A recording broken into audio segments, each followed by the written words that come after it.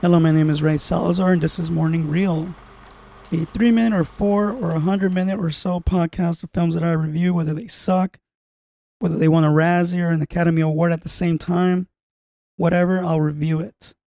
It is May. First off, I want to say, rate and review this podcast. It's on Apple Podcasts, it's on YouTube, it's on Google Podcasts, iHeart. There they are.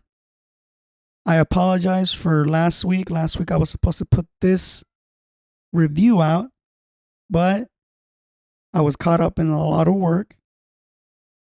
And when I get caught up, I gotta get done before I can do my shit. So I'm back. Now, this film that I'm reviewing is actually a request of an email that I got from Luis. He said, review 8.5 from Fellini. I'm like, you know what? Let's do it. I haven't seen Fellini in a long time. I haven't seen this film in a long time. It's been a long time. This film is called 8.5, directed by Federico Fellini, starring Marcello Mastroianni, Claudia Cardinale, Anouk Aimee, Sandra Milo, Rosella Fogg, Barbara Steele, Guido Alberti, and much, much more. Story by Federico Fellini, Ennio Flaiano. Fuck, these names, man, are hard to pronounce. This film actually won an Academy Award for Best International Feature Film in 1964. This film came out in 1963. This film is wild. I'm going to make this very brief because this film is very complex. Complex that I can go on for 20 minutes talking about it.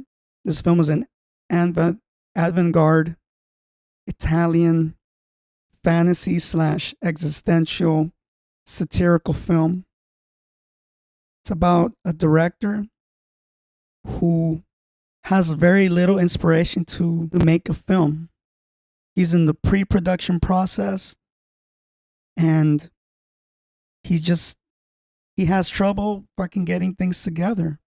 And throughout this film, from the people that he's surrounded with, like his wife, producers, crew members, mistresses, if there are many mistresses, actors, you name it, they're just pulling him, in a way, wanting his opinion, wondering if they're going to be casted, all kinds of stuff. And for the majority of the film, he doesn't really say much as to what the film is about. I don't think he even knows what he's making. All we know that at some point he confesses that he wants to make a film that's real, that's honest, which is opposite to what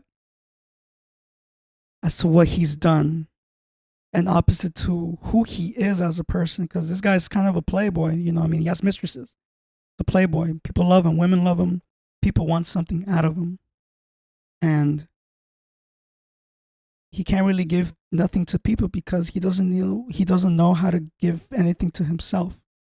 I consider this film the perfect film because it encompasses all the aspects of filmmaking, like cinematography, music, acting, wardrobe, lighting.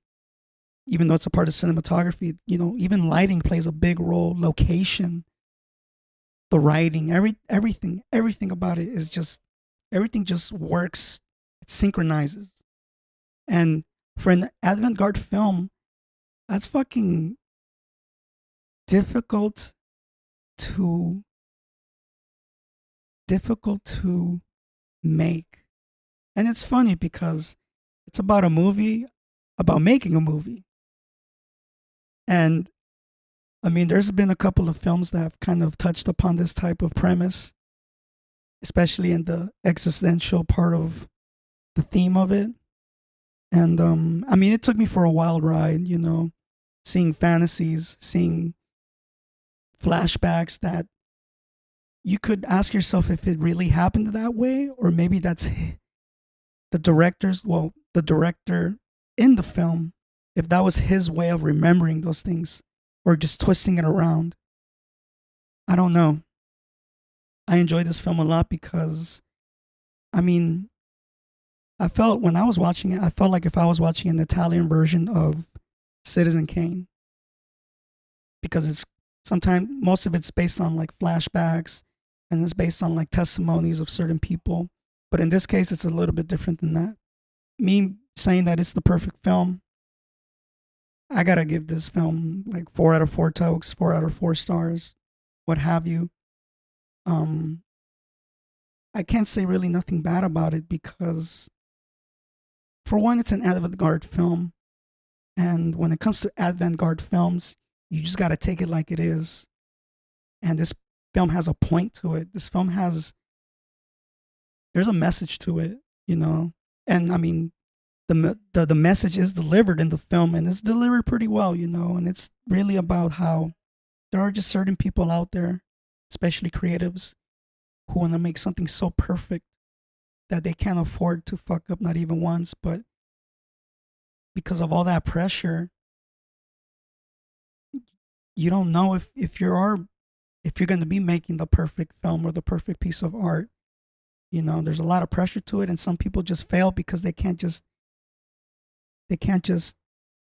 go across the barrier.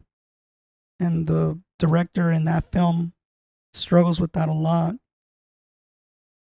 And he let everything bottle up to the point where it just kind of exploded onto him, and he ended up not making the film at all. But because he didn't make that film at all, because he actually failed for the first time, he is actually able to know who he is, and or not able to know who he is, but to discover that he can change as a person, because who he is affected the people around him. I mean, if you see the film, you'll know what I mean. This film requires maybe at least 2 viewings, not because it's confusing. It's really not that confusing. You just got to have an open mind, you know, or like just like a sense of imagination. You just got to like accept what you're looking at, much like how the director accepted the life around him, the life that he put himself in. And that's pretty fucking brutal. As satirical as it is, it's very realistic. I know a lot of people where they want to do things, but they don't do it for whatever reasons they got. Some of them pretty fucking crazy. Some of them are just because they're just fucking lazy or whatever. I don't know. My name is Ray Salazar. Follow me at Morning Shop Films on IG and YouTube. Follow this podcast, Morning Reel. You know where to find it. Mother's Day is coming up, and I've been thinking about what film to review. It's probably going to be a Spanish film. It's going to be about motherhood. There's a lot of movies about motherhood, you know, shit like that. So it's going to be a surprise. I'm looking forward to it. It's a movie that I'm going to have to watch.